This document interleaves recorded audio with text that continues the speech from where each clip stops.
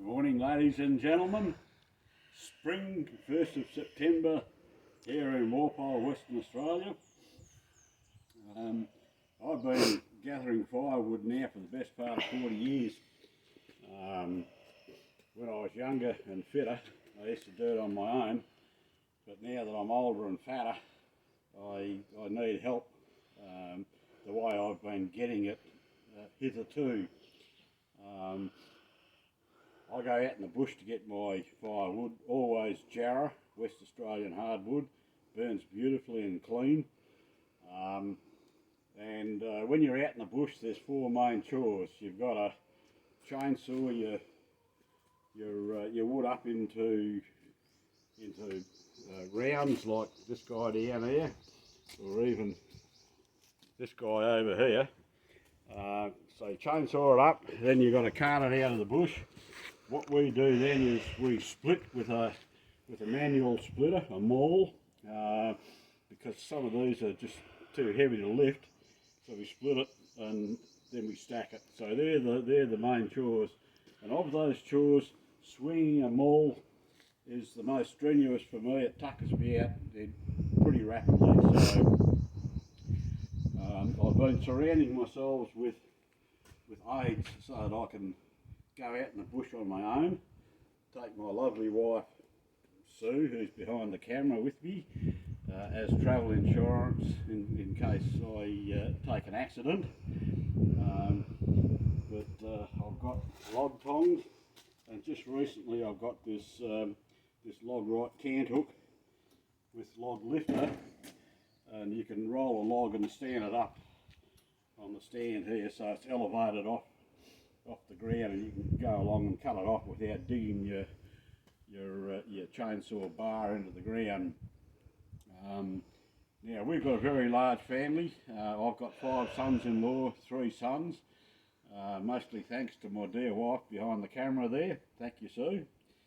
And when they come down to Walpole, they're always willing to come out and help me get firewood, in which case, them being younger and stronger, they can swing the block splitter and at least relieve me of that chore. But they're a long way away. Walpole's a long way away from anywhere. Our kids are typically up in Perth, 275 miles, or over at Margaret River, 150 miles, or over at Albany, 75 miles. So I need to be able to go out and get wood on my own, just with Sue's travel insurance. And I'm going to be taking delivery of an electric kinetic 26-ton log splitter in the next few weeks. And the way I want to use it is I want to go out in the bush and I want to split just rounds like we've already seen, but then I need to get the rounds up onto the tray back of my vehicle, or onto my trailer here. Now that there, the utility's about 3 feet high, and the trailer's less than 2 feet high. So I made this log lifter. I saw it on a YouTube video, and I'm very, very grateful to the chap who put that on YouTube, because straight away it solved a lot of my problems. How to get heavy rounds onto the vehicle. So I made this, and the way it works, as probably most of you know, is that you lay it down, you roll the round onto here, so it sits on this cradle, and then you come down the end, you lift and you tip it into the vehicle. This works. I've tried it. The only drawback is that it's fixed height and I can't adjust it, which means that if I've got a very heavy round like this guy here, and that would go 75 or 80 kilograms, which would be 170 odd pound. If I'm loading the trailer up rather than that, it means that I'd be dropping that heavy round from a considerable height onto the trailer, and it would hit hard. And the old grey mare, she ain't what she used to be. It's a good trailer. Made it myself 40 odd years ago, but I just don't want to be dropping 80 kilograms onto the back of a trailer from a foot in height. So if we come back around here, my dear, I made this, and this is Log Lifter Mark II. It's I made it so that it's adjustable. I've got this rack, what's that, probably about 1.5 foot long, and the rack is made of 30 by 30 by 2 millimeters. Now I'm probably going to be mixing my metrics as we go through the video. I'll be talking about miles and feet, but when it comes to engineering, and this is an engineering piece, it's far easier to talk in metric. So these rails for the rack are 30 millimeters by 30 millimeters by 2, and they slide on 25 millimeter square tube. And it's important that you get your engineering right, because not only do you have to have parallelity of all these members, I noticed that when I welded, most of the heavy welding was on this top side here. It actually bent the 30 millimeter tube. It actually bent it in a bit, so that sliding is a little bit difficult on this frame, but it does work. And what I did as part of the adjustment process was to put these stainless steel C-clamps on. I can take them off just like that, and then I can slide the rack up and down like so. Also down at the bottom here, this bottom cross member is held on by 2 tech bolts, tech screws, which I can remove, and I can take this right off in case I ever need to slide this lifting rack right off for maintenance or for whatever. So there's a fair bit of adjustability on this lifter Mark II.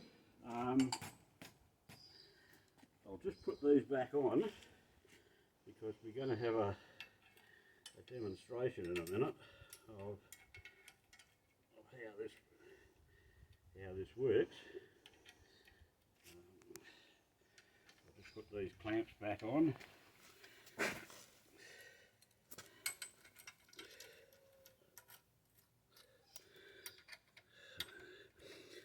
I don't really see myself adjusting these clamps too much out in the bush.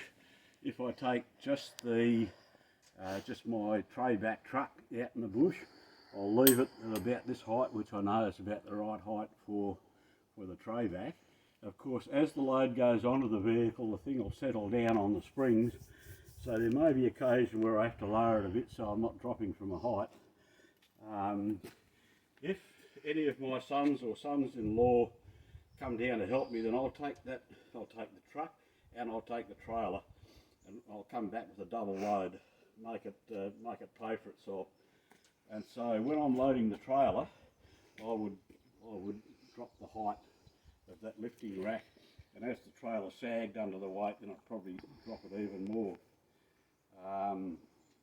Now, the whole idea is that the electric kinetic log splitter I'm getting, I'll probably set up about here. You can only cut in the horizontal position, unlike a hydraulic splitter, which theoretically I could take out in the bush and operate in the vertical position and just roll big rounds like this bloke here, roll it onto the base of the splitter and split vertically, and then just throw the the lighter splits onto the vehicle.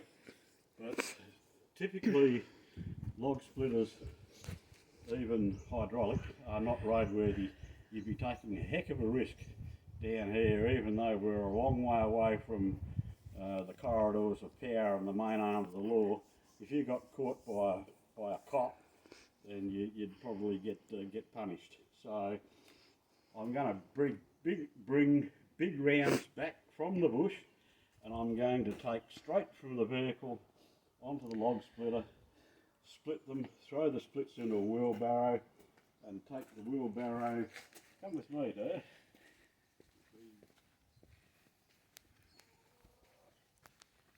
Bring the wheelbarrow around and load the woodshed. That was chock-a-block at the start of winter. We burn wood down here probably 9 months of the year, and intensively for 6 months, 6 of the colder months here in the southern hemisphere, between say May and October. So we go through a lot of wood. But anyway, that's the plan. And that, with all this paraphernalia, that should enable me to go out in the bush just with Sue and to do my own thing without any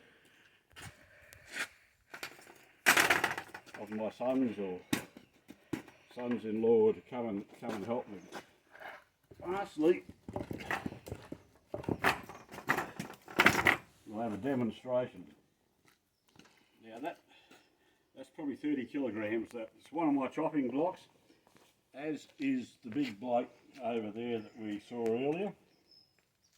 This one here is quite easy. You just lift, and on she goes. I did spend a lot of time before I saw this wooden model demonstrated on YouTube. I was looking at blocks and tackles. I was looking at small high abs. I was looking at high lift jacks as ways of getting heavy rounds up onto the vehicle. I even thought about having a ramp, and ramps got a lot going for them, and theoretically I could probably use this as a ramp to roll big fellas like that up, but there might be a bit of a bump as it went across this cross member, which could roll it up onto the vehicle. I have lifted that bloke over there, but by the time I'd finished I was puffing and panting for 5 or 10 minutes, because as I say, fitness has given away to fatness, and I ain't as fit as I used to be. So I have lifted it, but it made me grunt. Now, almost lastly, I think, because I'm making this up as I go, I made this because a big round like that would fall off this fairly slender shelf before it got within cooee or close to the vehicle. So I made this which simply drops in, so that if I'm lifting large diameter rounds, I can roll them onto here and I can lift, and they won't come off until I want them to come off. So I think that pretty well covers it, ladies and gentlemen. I know it's been a long video, you're probably bored shitless, but anyway, there we go, and I have high hopes that fairly soon, when I get this kinetic log splitter, that will go out in the bush, come back same day or next day, I'll split from the vehicle into the shed, it'll be all over and done with, and Bob's your uncle. Thanks everyone, thank you dear.